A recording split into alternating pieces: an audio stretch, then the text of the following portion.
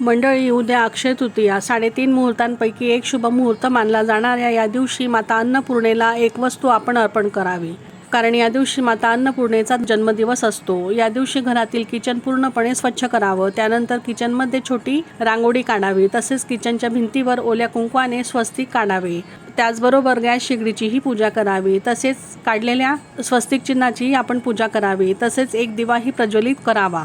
त्यानंतर माता अन्नपूर्णेच्या मूर्तीवर पाण्याने तसंच पंचामृताने अभिषेक करावा. त्यानंतर मूर्ती स्वच्छ पुसून घ्यावी आणि एका प्लेटमध्ये ठेवून मूठभर तांदूळ आपण माता अन्नपूर्णेला अर्पण करावे. तांदूळ म्हणजेच अक्षदा.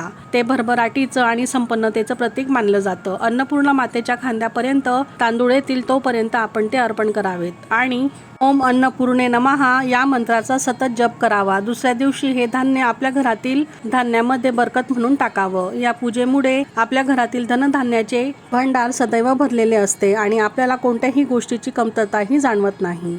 श्री स्वामी समर्थ.